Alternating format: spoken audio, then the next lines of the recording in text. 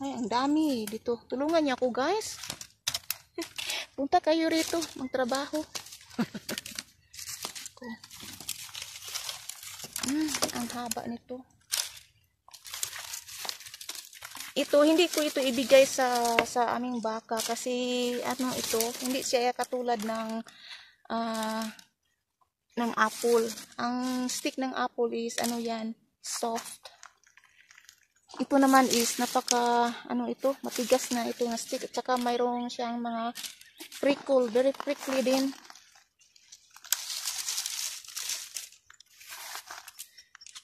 Hindi ito maano, ano lang namin to. We just born this one. Yung apple stick, ano yan, malambot. Gusto ng baka. Kasi ano, a bit juicy daw. Ito, it's hard and dry kind of wood. Oh, ang haba nito. So, habang nasa Pinas ako, doon, 2 buwan ako sa Pinas kasi namatay yung papa ko. Doon ako nagbakasyon.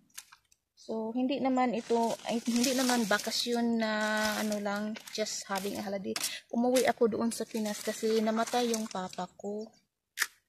Umuwi ako June 27. Namatay yung papa ko is June 27. Then, the same time na nag-travel pa ako. Nasa Manila pa ako. Dumating ako sa Manila 6:30 ng hapon.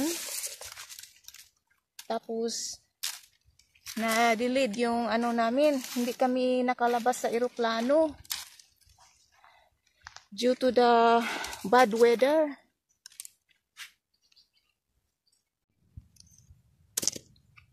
So hindi kami pinalabas sa pilot, nasa loob kami ng eroplano. Naghihintay kami ng 2 oras at kalahati. So 6:30 nakalanding kami. Biro mo, nakalabas kami sa eroplano 9 o'clock. At saka yung next flight ko papuntang Cebu is anong oras yan?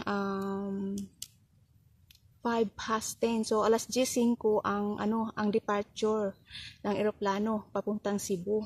So 9 o'clock kami nakalabas. Dapat 9 o'clock nandoon ako, naka-check-in ako, naka-boarding na. So lucky, fortunately, yung lahat ng mga eroplano nag-delayed lahat at saka yung papuntang Cebu nag-revise yung schedule, so hindi nandyan pa yan, so hindi pa nakaalis.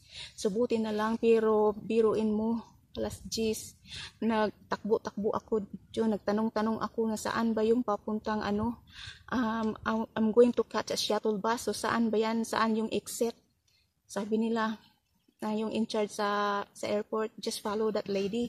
So sinundan ko yung babae, papunta siya din ng Cebu kasi pa Bacolod siya.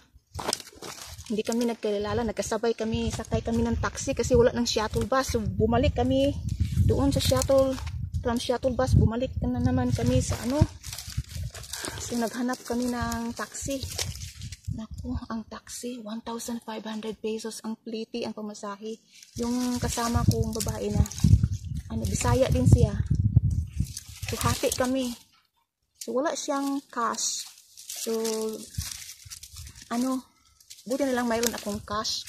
Mayroon pa akong cash na natira sa previous na uuwi ako 2019. So mayroon pa akong cash na iwan.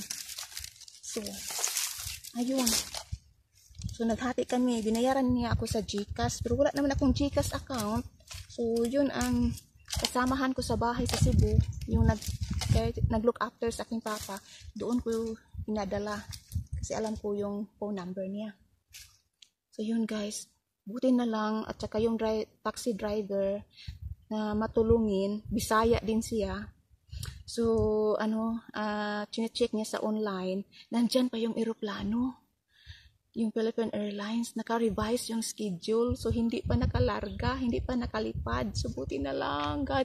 Biruin mo, 50 plus airplane, lahat, all delayed. Apektado tanan lahat. Yeah. So yun ang problema sa Manila Airport, guys. Pag maglanding ka during the season of month of June, yeah,